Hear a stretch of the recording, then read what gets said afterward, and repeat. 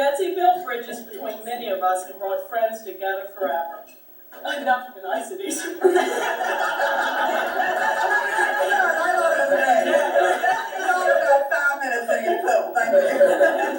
It was the unanimous decision amongst those of us from Sweetbriar that there was no one place you went out with Betsy. W&O, Hampton City, and UVA were all failed grounds to us freshman year. And you know you would have fun with Betsy along. Betsy, do you remember diving in the bushes our first trip?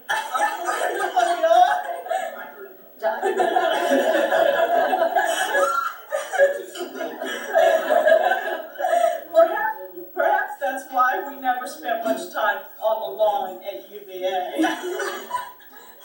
We somehow survived the first winter in the mountains and headed south to the Hotel Knot.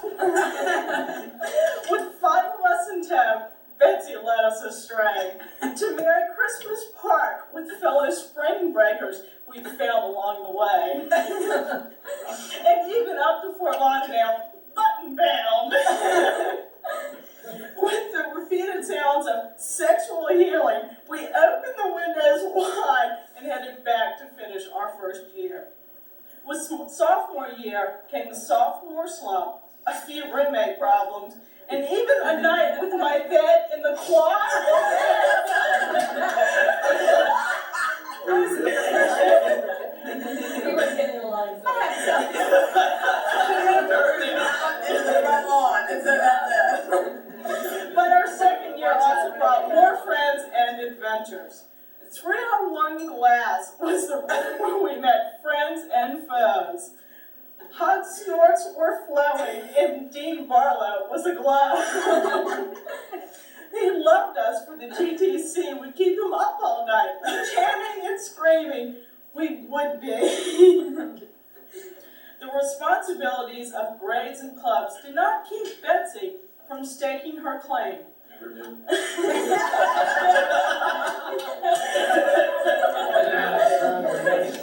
A mere 100 shots of beer later, she had yet another club to put under the picture of senior year. Junior year came, and so did the banquet. Of this we don't quite remember. Enough said. 6 countries later, you left me to fend for myself. I heard through the mail that my couch at the house the Jack built now had you.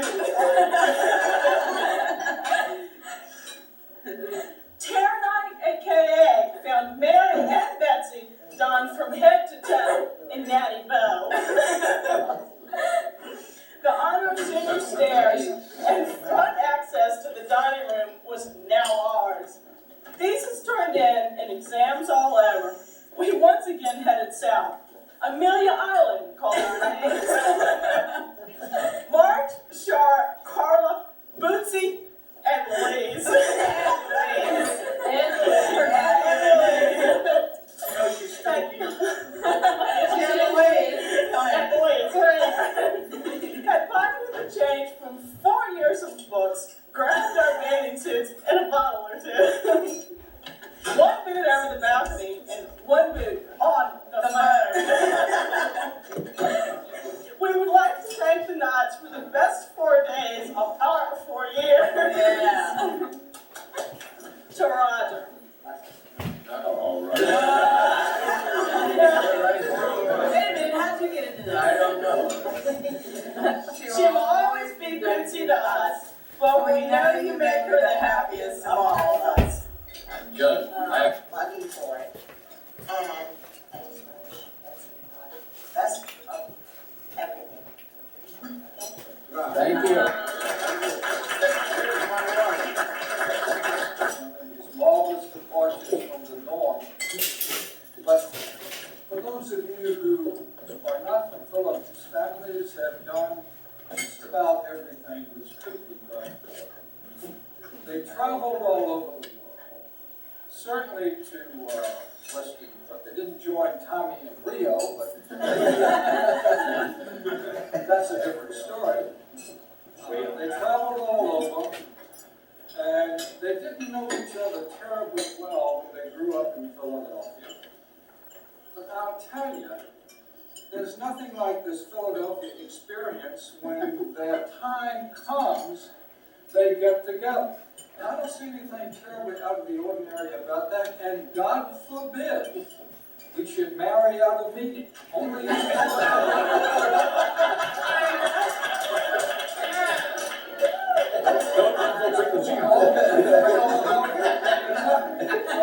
I respect you for what you say, but I would like to see some evidence of that. And a couple of years ago, I must admit, when Betsy came to see us in Miami, I noticed a change. When we first came here, I think almost every weekend we spent on Biscayne Bay, which in Miami is a public park and everyone enjoys it and uses it. We went water skiing, we went fishing, and a couple of years ago I said, Betsy, boat sitting there in the shed, the bay is like a mirror. Wouldn't you like to water ski?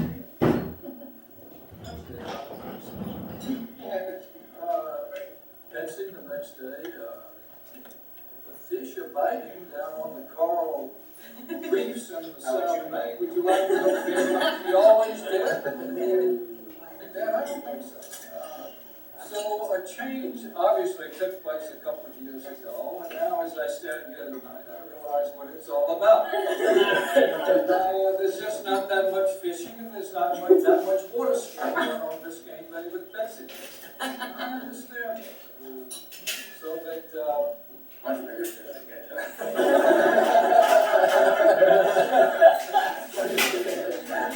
Betsy, Roger, I do think, desperate children. I think both of you will be very, very good children.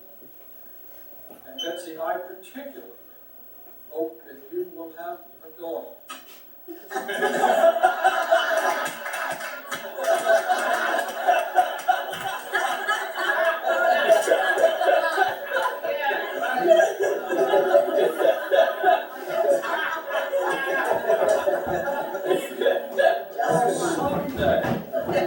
Someday, I want you to have as much fun at your wedding as your mother is having at hers.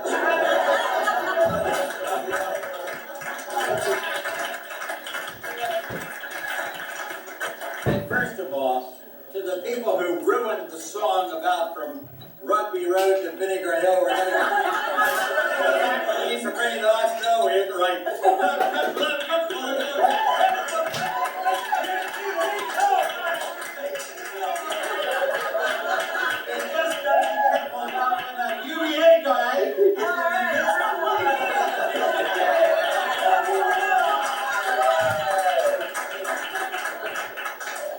Disclaimer number one. Disclaimer number two is that when we were doing a little rehearsal, we got to the point where we were going to talk about who presented who to whom. And there was a very interesting impact. Yes. Suddenly it turns that Ed, for all his talk about daughters, was not really prepared to have this a presentation of mother-in-law. He's going to do the present, and I think I know why. Well, that's I congratulate you.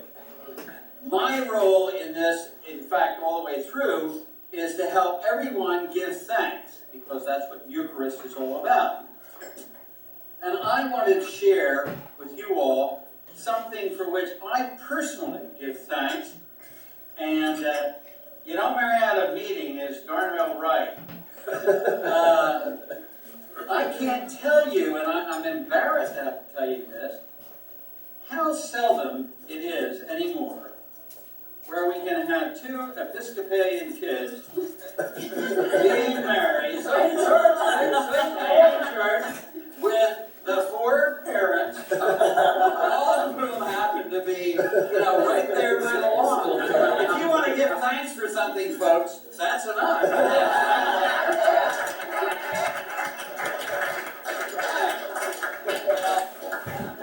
tomorrow we have the Eucharist. This is part of the Eucharist. We're doing it backwards. Usually we have the dinner afterward, but we're having it during before. But you know, I said, after supper he took the cup, so we're going to do that. Yeah. But I want to leave my little toast with you because it's so unique in terms of what you are, and at the same time to give thanks for what we are and what we have together. Now this comes from a rather interesting snow job. I hope you won't mind the reference. But there was a fellow in serious trouble. His name was Aeneas, and he was trying to get out of the clutches of Dido. So he decided he would give her a talk about how important she was. But out of this came something that was really rather interesting. Indeed, it leaves us all with something to think about. So I'd like to tell you what he said to Dido. It goes something like this. In Fretidum Truly Current, Altum the Sombrae lux stravum convexa. Holus tum sideret pascet. Semper bonus temenque tuum lanesque vanequan.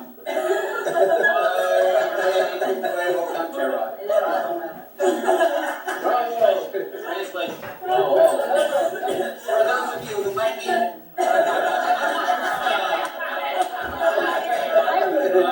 Maybe I shouldn't bother.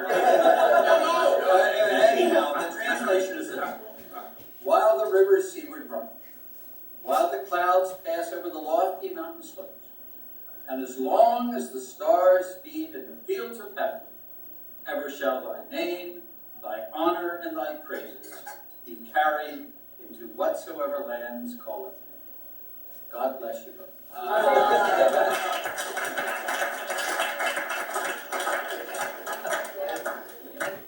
She was my roommate my junior year. She finally refers to me as her broad.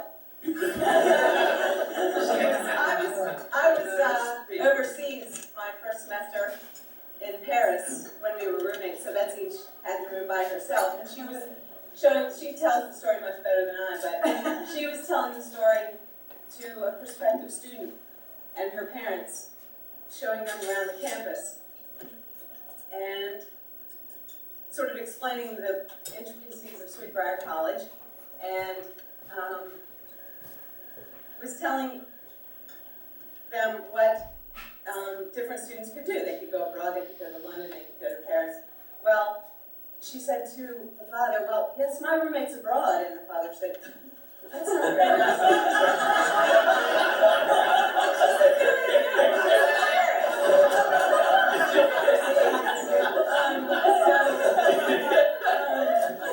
But she said, I was a nice girl. I never really thought of myself as abroad. Anyway, I also owe Betsy some gratitude for being my nurse, because when I came back from Paris that year, I busted my knee playing lacrosse. And we lived on the third floor, and I was on crutches going up and down and up and down. And many times I didn't want to go up and down and up and down, and Betsy did many favors for me and nursed me along. So I owe her a favor for that. And let me see what else I got here. She also, and I am still pretty much of a wimp, because later this summer I kind of cut my finger a little bit and was turning pale and was putting my head between my knees, and Betsy's like, come on, Mary, stick your finger in the ice water and everything will be all right, and I was okay. And I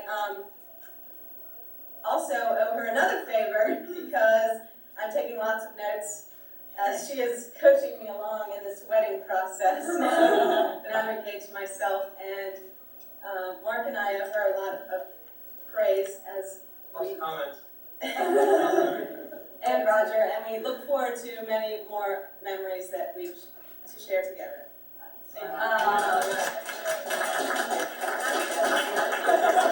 Bride to be, it would be very easy for me to pick on her, so I'm not going to do that. Instead, I'm going to give Roger some advice. The way I'm going to give this advice, you should take notes, because I'm going to tell you a story about this pet hamster. Right? Betsy was what? How old were you? 8, 9? Okay, and she was moaning for a dog. But did she get a dog? No. She got a pet hamster. Okay.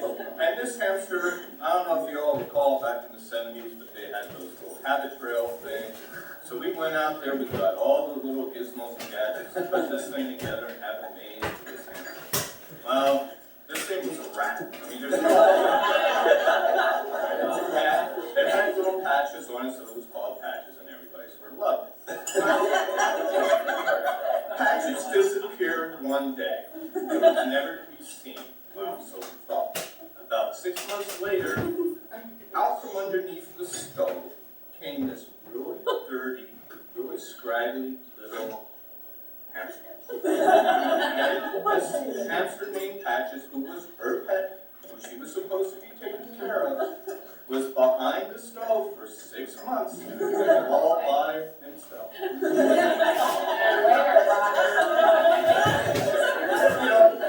During this 6-month period, we had thrown out all this highly expensive habit trail stuff, so we had to start from scratch, because now we had to pet it.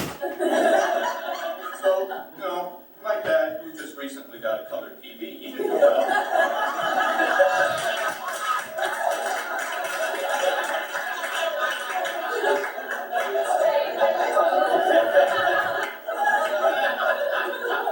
He didn't go out and reinvest in all this habit trail stuff. He got this little steel little cage with this thing to run around in. Now, Patches was happy. It must have been 3 months of bliss in this little cage. Until one day, I come home from school, and Betsy's real upset. She's crying. Okay? She says, "Mommy, please come into my room and see my dog Patches." Now, I'm no rocket scientist at this point. At this point.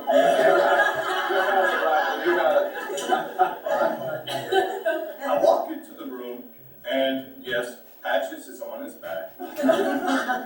His little legs are sticking out, and he's stiff as a rock. So how do I break this to my sister? Betsy, it's dead.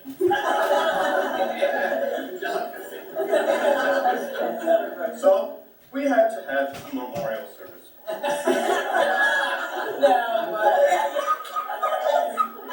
So we got this stupid little shoebox. Patches in there with all of Patches' little toys, which wasn't much. And we went out to the backyard and dug a little hole in it. Buried Patches with a little popsicle stick there. Well, Roger, I guess the point of this story is, my sister wanted a dog, and she ended up with a hamster. And what did she do?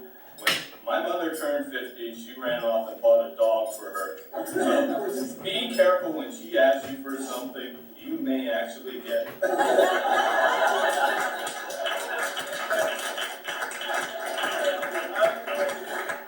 Thank you. Some family, or your aunt, said that we look a lot alike, and Betsy, I've never thought that we looked alike, but I take it as a compliment. There's a little height difference. Just a little. Like Mud and Jeff, 2 friends for life. Now a friend, tomorrow a wife. The miles between us lie, may ne'er break the closest tie. Fall, spring, or any season. This for Betsy, the voice of reason.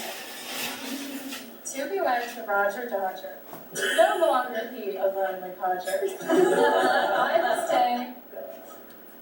I say more, or surely 'tis treason, at worst, at best, a tremendous malfunction. So bid your farewell, your melding of two, our minds, our hearts are always with you.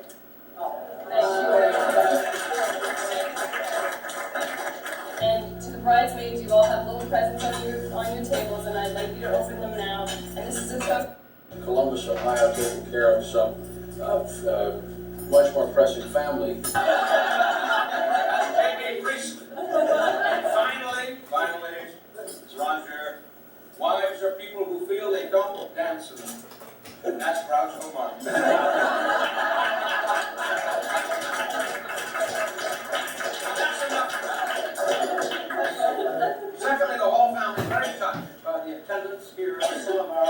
Roger's closest friend. The Hardings from Philadelphia, who will come tomorrow, actually Bryn Mawr. Diana Harding being Roger's godmother. Ellen Van Austin, the whole family's fairy godmother. From California, who's right there. Bill and May J. Clay, visiting Florida coincidentally, but dear friends from Lake Bluff, Illinois, springing from my legendary Chicago years. I might add that as far as I'm concerned, they were legendary, and I'm not sure the Clays would agree with that. And Liv Evans from North Carolina, my wonderful mother-in-law's Polly Knight's younger sister, representing the Taylor side of Kate's ancestry. And Whitford and Patsy Ward from Philadelphia, actually Flower Town, whose friendship spans both sides of the aisle, bride and bridegroom, and indeed in whose pool, known as the Wharf AC, Betsy and Roger met. Very pleased to have you. Roger and by this time, Betsy well know that the older I grow, the prouder I am of our, that is Roger's and Alex and Polly's, known to most of you as Stockton, but for me she's always Polly.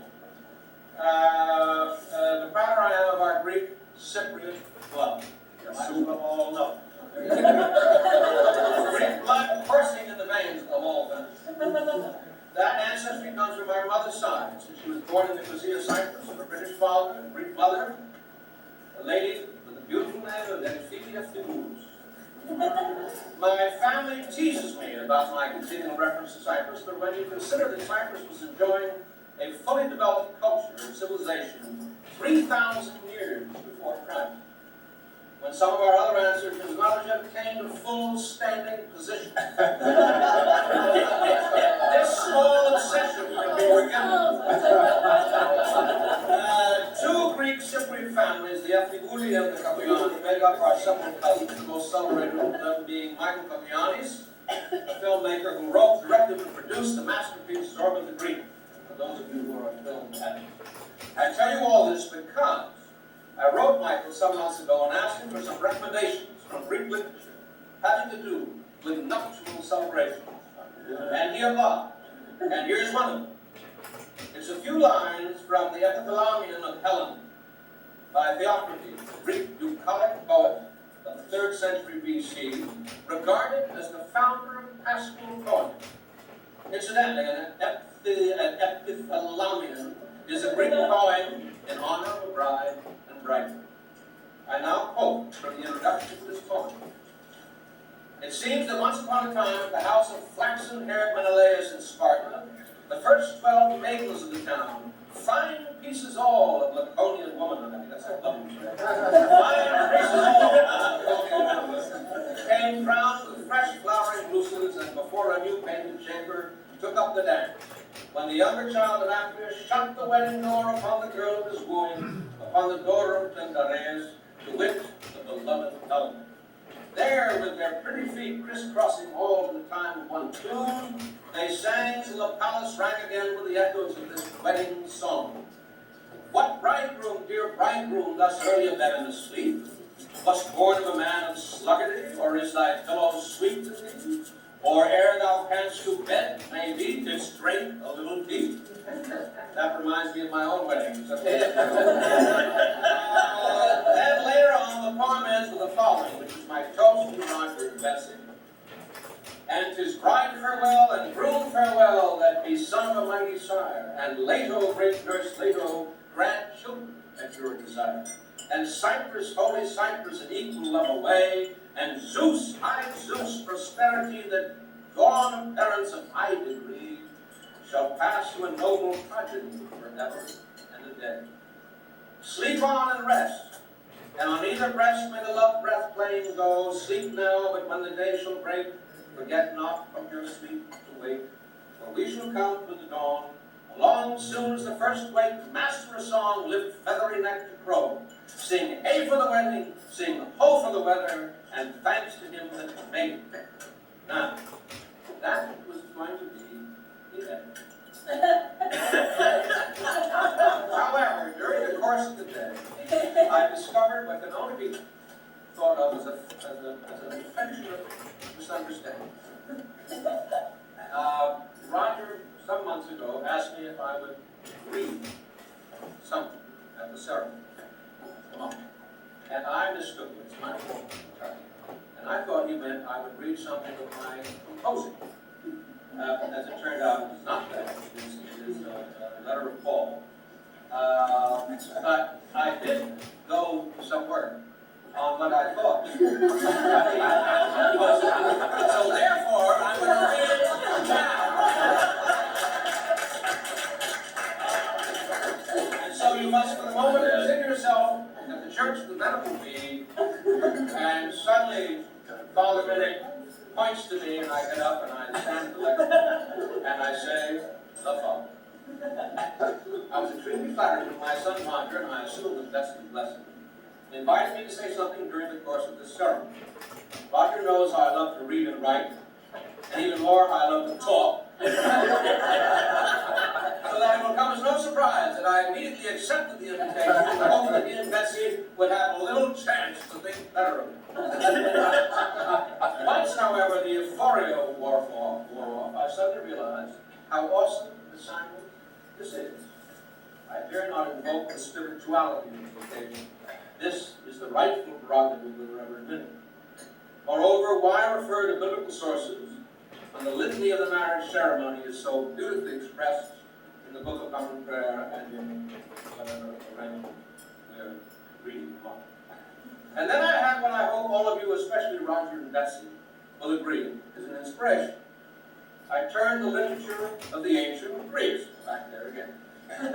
Why, you may well ask, and then I said my family is often amused by my frequent references to my, and therefore Roger, Greek Cypriot blood. My mother, etc., born in Nicosia, out of Cyprus, British father, Greek mother. The more I learn about, and especially about the Greeks, and especially the Cypriot Greeks, a civilization which was in full bloom on that island as early as 3,000 years before Christ. The prouder I am to be descended in part from these amazing people. And it was at Paphos, on the southwest shore of Cyprus, that Aphrodite emerged, foam-tossed, love that expression, foam-tossed, by the Mediterranean. I hope the Reverend Minnick will forgive my invoking the name of the goddess of love in this chapel, since Aphrodite is hardly represented in the spiritual side of the marriage bond. But certainly the elements of love and romance will continue to have a place in Roger's and Betsy's life together. Before I cap off these remarks, so appropriate for patients and Greeks, I happen to merit me to make some personal observations about that contract called marriage. I would hope that Roger, and more recently in our family, Betsy, will recognize the source of my conviction, that the following ingredients are essential to the making and the preservation of a rewarding marriage.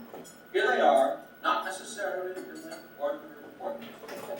To like the same people and enjoy each other's old and favorite friends. To share the same tastes, not only in people, but in things, and in the expenditure of leisure time.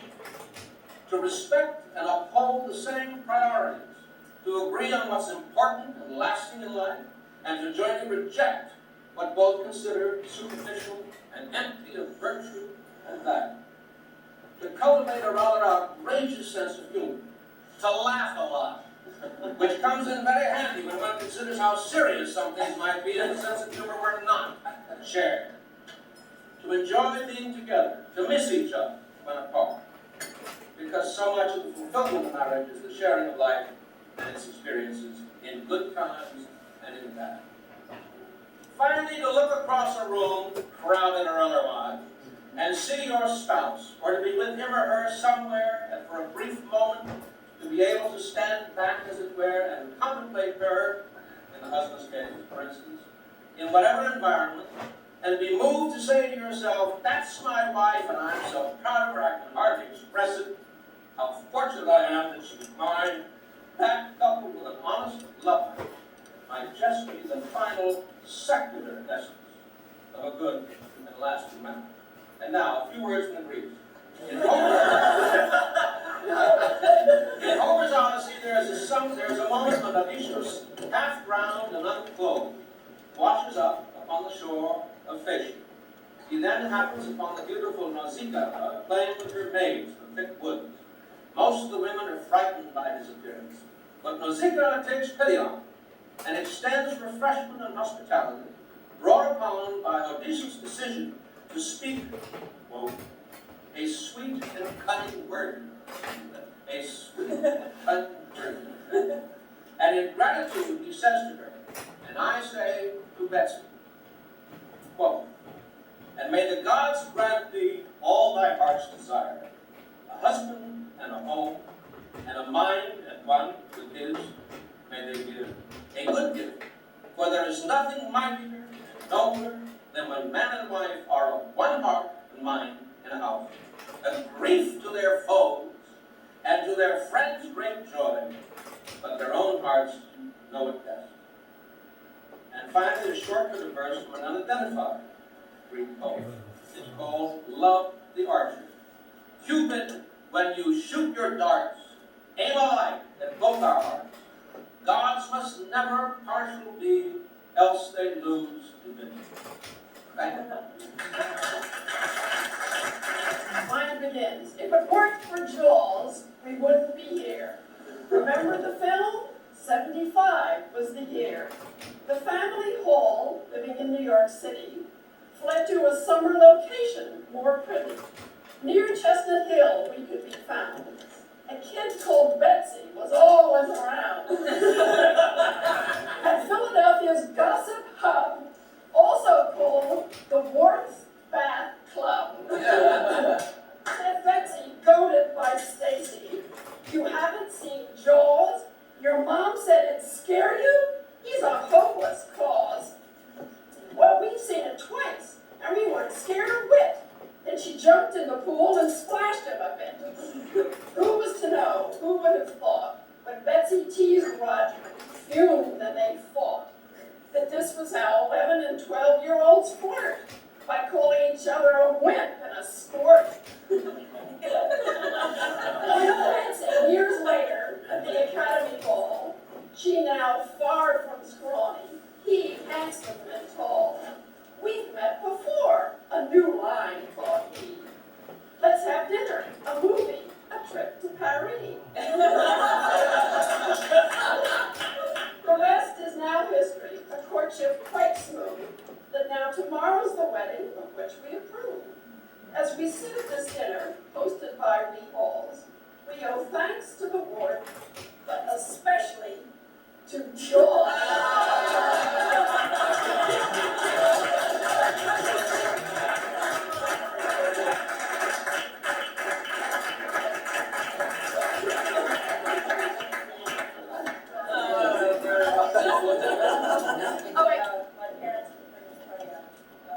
Here.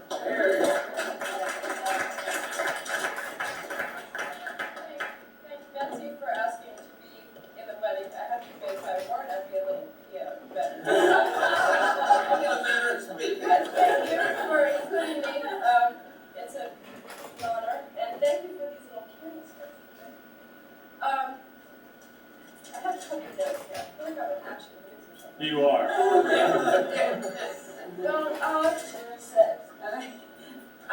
For those of you who don't know, I'm the youngest and the only girl, and which has its advantages and disadvantages. I think the disadvantages began when I hit puberty, and people realized that I wanted to go out and do my own thing, and I think that probably rocked the boat a little bit. And my parents were good at disciplining me, but Roger was good at that too. In fact, I would accuse him of being a third parent, and we had a lot of fights, and I would hide smoking and drinking and going out with boys, probably more so from Roger than from my parents. Anyway, my point is that I realized in retrospect that it was all for my own good, and he was looking after me because he cared and didn't want me to make the same mistakes he had, et cetera, et cetera. But by the same token, though, I take great pleasure in the fact that Roger is now going to be disciplined and looked after for his own good.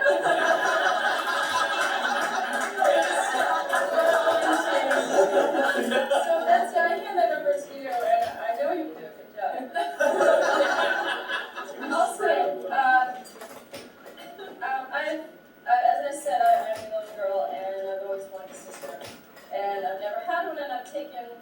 certain friends on to be sisters, and, you know, I had babysitters or living babysitters, governesses, whatever you want to call them, and I sort of adopt them, whatever, as babysitters, but, or sisters, sorry. But this is the first true thing, so I would like to welcome you into our family, and I would hope to consider you as my sister, and I've been looking forward to having a sister, so. That's Yeah.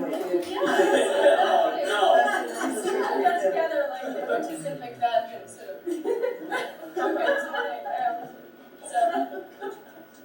Also what else did I want to say? This also was my first plane ride ever, or not ever, at my first birthday in London, but to my conscious mind, I had never been on a plane until Thursday.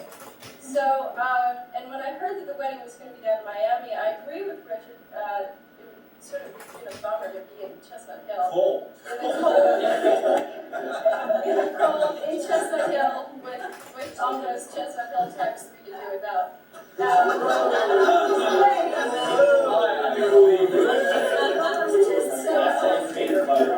I think that by having it down in Miami, it's a beautiful location, warm, even though we're having this cold front, it's a much better location, I think, much more original, and it sort of weeds out the people that we wouldn't want to show up.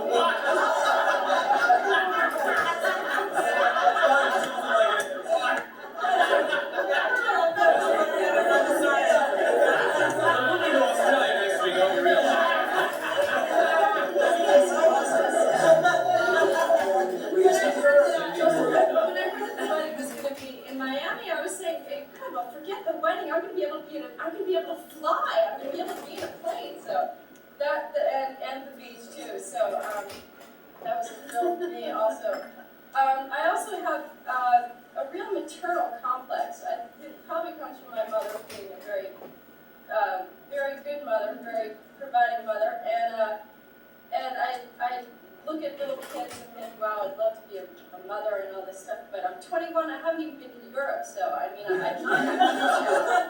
not ready to, get married or settle down or any of that stuff that, well, you guys are not into that, but I'm not.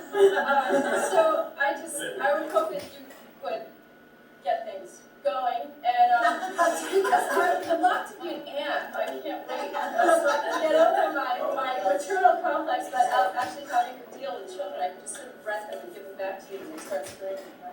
I just lost 40 pounds in college. But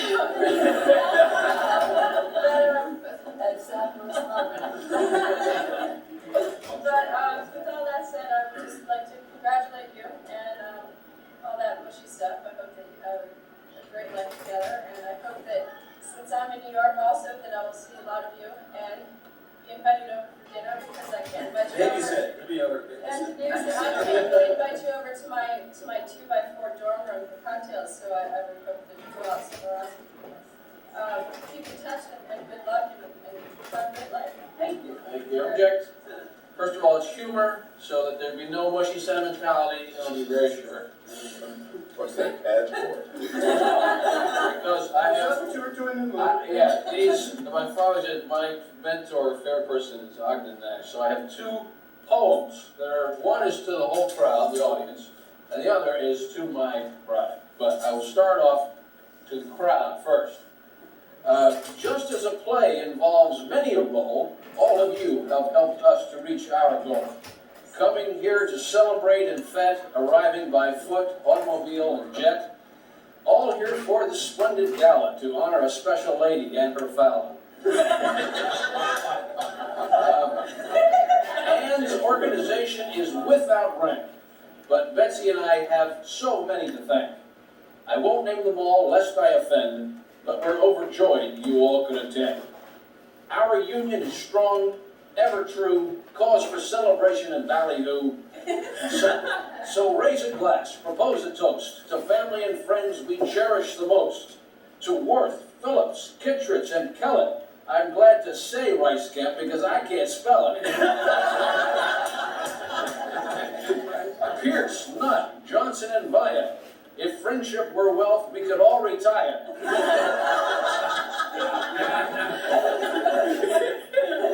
And now I end with something I always knew.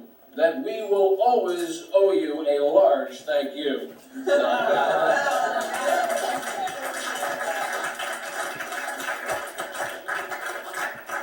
And this one is particularly to Miss Snuff.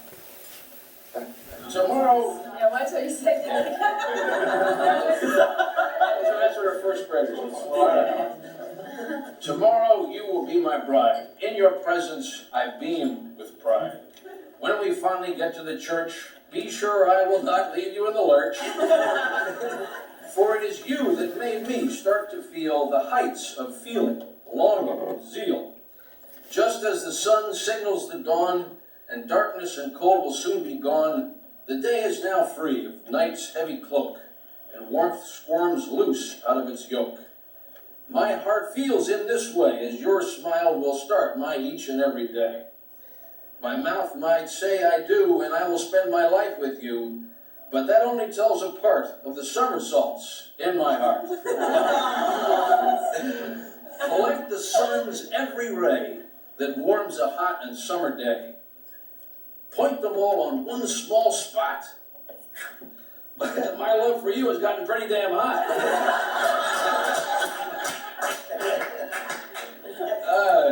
So in 10 years when we're on our yacht, I'll say what a fine lot I got when I hooked up with Elizabeth Knott.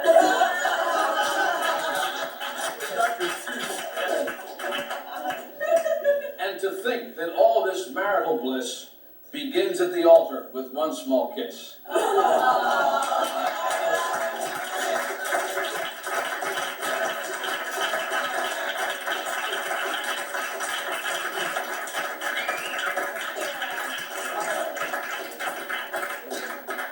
Right now, in this event, if it weren't for, without a doubt, the person who's my best friend, and I can't wait to marry this guy. Good, glad to hear it. Yeah.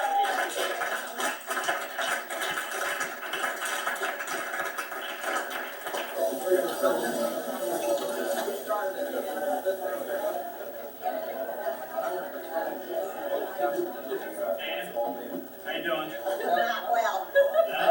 You look all right. Not fine.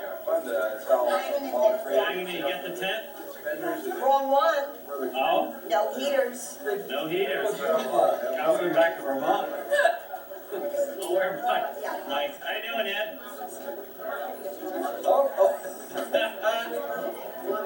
Steve, what's your friend's name? Hi, Sarah.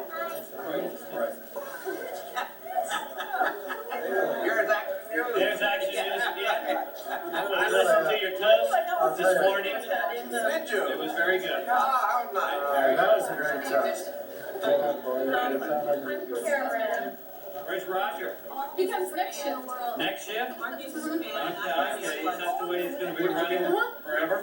Yeah, we're gonna do life in the shift. Yes. Yes. You can take pictures of me eating bread.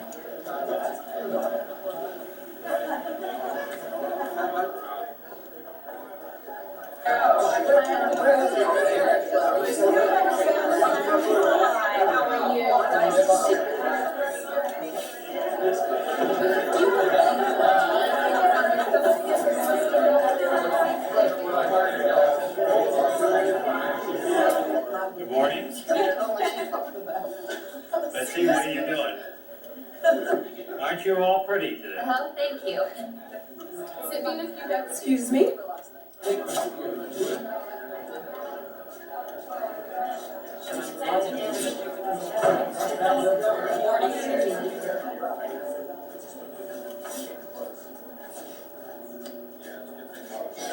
This drill before we got into the church.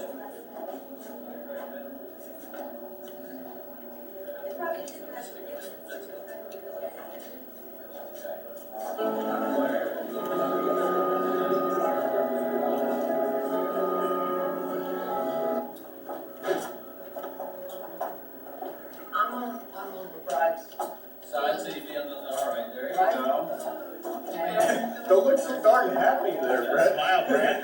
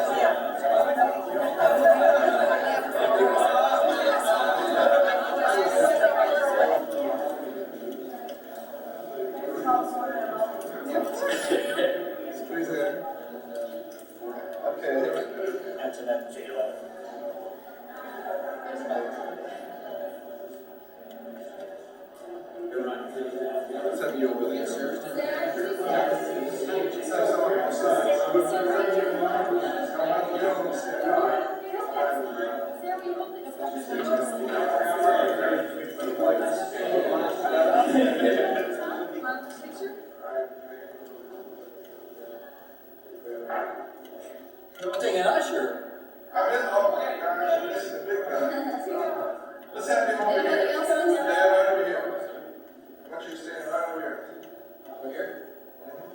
Thanks, squeeze it, that's good, that's good, everybody's looking right for me, that's good. Nice, one more.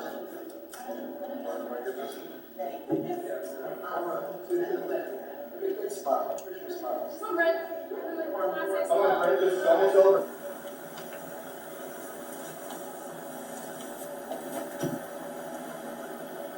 You get the other side?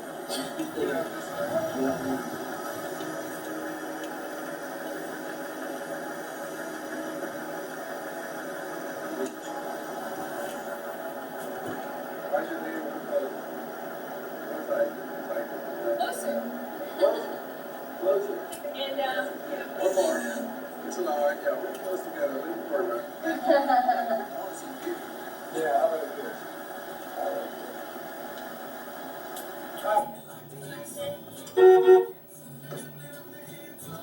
That's the hunk again. See what you turn around.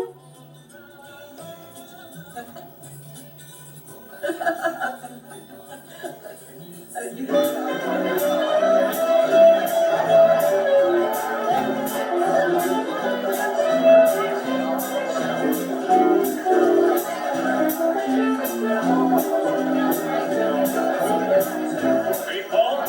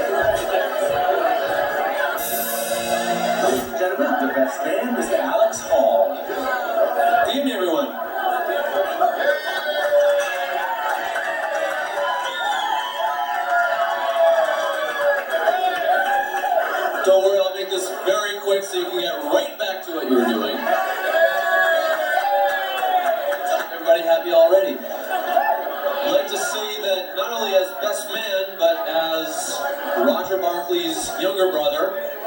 Very quick anecdote. Different one.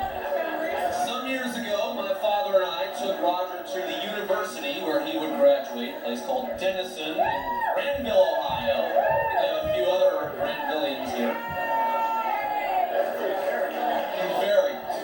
Roger turned to me as we left and said, "Alex, the torch goes on to you." Well, tonight, Roger takes on a torch of his own. Well, let's hope not. Roger takes on a flame of his own to carry on the Great Hall family tradition. Takes on a bride, a new life, prosperity, hope, etc., etc.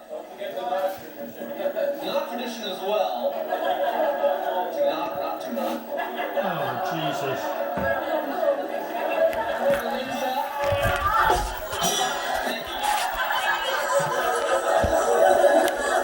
But it is to Roger and Betsy that we